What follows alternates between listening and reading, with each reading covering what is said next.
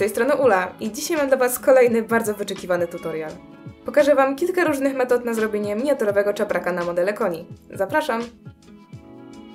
Zanim co do czego, jak przy każdym projekcie warto wzorować się na prawdziwym sprzęcie i znaleźć odpowiadające nam zdjęcia. Ile firm, tyle typów i kształtów czapraków.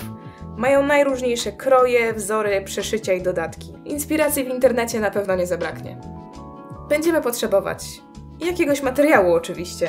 Ten, który teraz pokazuję, nazywa się dzianina pikowana, a w opisie filmu znajdziecie link do stron, gdzie można ją kupić. Podobnie jak wszystkie inne wymienione tu materiały.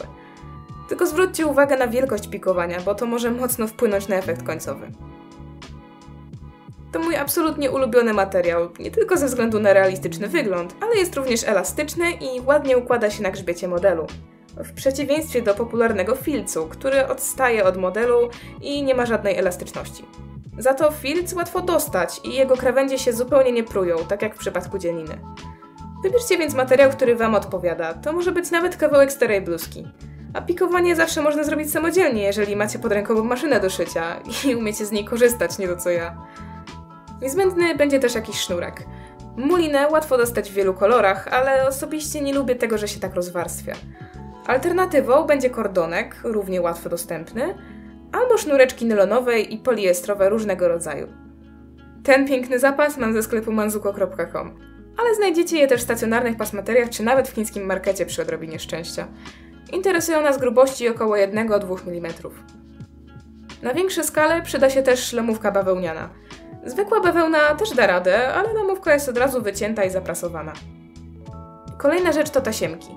Ja mam tutaj tasiemkę rypsową o szerokości 3 mm i używam jej na większe skale. Satynowa zadziała równie dobrze, po prostu da inny efekt. A na mniejsze skale mam wstążeczkę satynową o szerokości 1,6 mm. Dość ciężko ją dostać, ale w razie czego 3 mm też nie wygląda źle w tych skalach. Potrzebne będą też ostre nożyczki, klej uniwersalny typu Magic, igła i nitka w kolorze naszej tkaniny oraz ewentualnie małe spinacze. Konieczne nie są, ale ułatwią życie, uwierzcie mi. Bierzmy się do pracy. Tak jak w przypadku tutorialu na nauszniki, przygotowałam dla Was gotowe szablony na 3 skale w kroju ujeżdżeniowym i skokowym. Jeśli marzy się Wam inny krój albo macie niestandardowych rozmiarów model, to na pewno poradzicie sobie ze zrobieniem szablonu samodzielnie. To bardzo łatwe. Potrzebujemy kartki i czegoś do pisania, folii spożywczej i papierowej taśmy malarskiej. Model owijam ciasno kawałkiem folii, tak żeby pokryty był cały grzbiet włącznie z kłębem, boki i fragment łopatek. Następnie przyklejam na folię kawałeczki taśmy malarskiej, aż nie będę mieć wystarczająco dużo powierzchni do rysowania. Biorę ołówek i rysuję linię biegnącą przez sam środek grzbietu modelu. A następnie, zerkając na zdjęcie prawdziwego konia w czapraku, szkicuję mój kształt. Jeśli macie pod ręką jakieś siodło, to połóżcie je na modelu, żeby lepiej sobie to wyobrazić. Potem całość zdejmuję z konia, wycinam wzdłuż narysowanych linii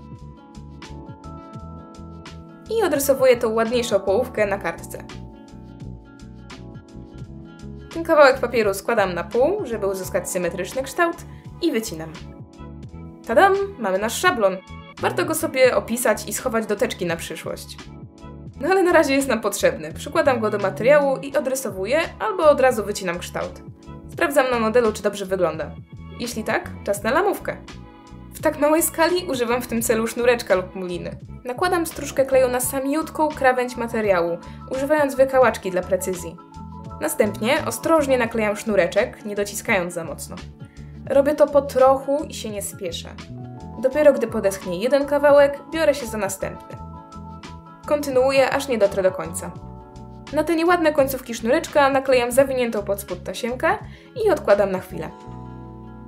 Gdy tylko klej złapię, resztę tasiemki doklejam na środek czapraka, a całość jak najszybciej nakładam na zabezpieczony folią model i przykrywam ciasno kolejną warstwą folii. W ten sposób klej zaschnie w odpowiednim kształcie, profilując czaprak do grzbietu modelu. Po wyschnięciu jest praktycznie gotowy. Można też dodać paski na popręg, używając tasiemki. Ja lubię zawijać ich krawędzie do wewnątrz, pomagając sobie pensetą. To może być odrobinkę trudne.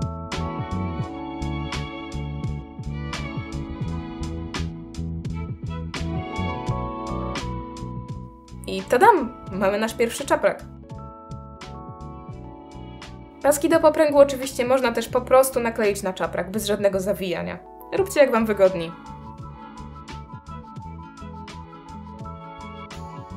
Wspominałam coś o filcu i chciałabym do niego na moment wrócić, bo filcowe czapraki też są fajne.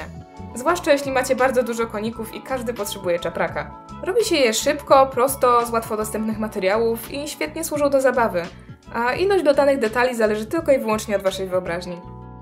Dla większych modeli czapraki robię nieco inaczej. Szablon robi się tak samo, tutaj akurat robię krój ujeżdżeniowy, czyli w zasadzie zaokrąglony prostokąt. Zamiast sznureczka jednak na lamówkę użyję... lamówki, tylko nie całej, bo jest za wielka. Przecinam ją więc wzdłuż i ponieważ nadal jest trochę za szeroka, jedną stronę przecinam jeszcze bardziej. Następnie nakładam klej na krawędź czapraka i zaczynam powoli i dokładnie przyklejać tę cieńszą stronę lamówki. Im precyzyjniej to zrobicie, tym lepszy będzie efekt końcowy.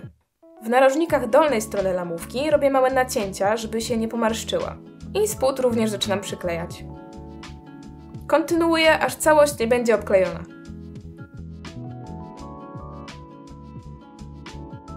Ukrywam końcówki przy pomocy tasiemki, doklejam resztę i nakładam czaprak do profilowania tak jak poprzednio. Na koniec, żeby ukryć tą nierówną krawędź lamówki, nakładam cienką stróżkę kleju i przyklejam sznureczek.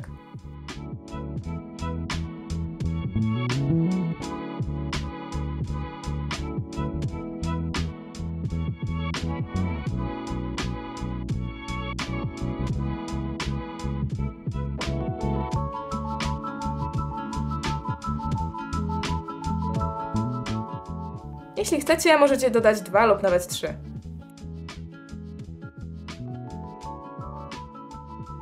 Ich końcówki postanowiłam ukryć przy pomocy wyciętego kawałka lamówki.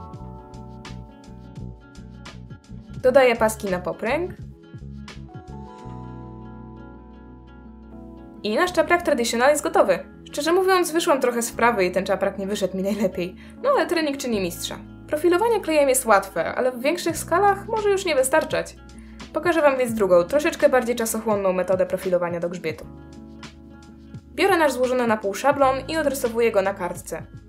Następnie, patrząc na zdjęcia poglądowe, rysuję zakrzywioną linię unoszącą się w stronę kłębu. Nad nią rysuję około pół centymetra nadmiaru, żeby było łatwiej szyć. Nowy szablon wycinam i odrysowuję na tkaninie, odwracając go potem na drugą stronę, by uzyskać lustrzane odbicie. Wycięte elementy dokładnie ze sobą składam, dobrą stroną do wewnątrz i łapię szpilkami, żeby się nie przesuwały. I zaczynam zszywać czaprak wzdłuż narysowanej linii. Ściek nie ma tu większego znaczenia, ale warto szyć gęsto i dokładnie. Jak macie możliwość, maszyna do szycia to dobra opcja.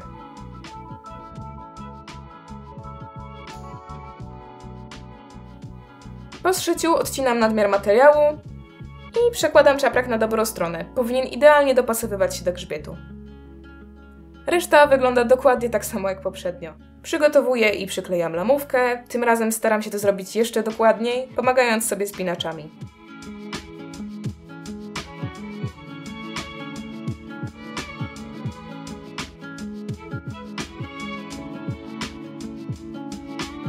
Jeśli coś nie złapie od razu, to można to poprawić później. A nawet trzeba, im bardziej przyłożycie się do estetyki, tym lepszy będzie efekt końcowy. Tym razem nie przyklejam tasiemki u góry czapraka, za to dodaję sznureczek na krawędź lamówki i doklejam paski na popręg.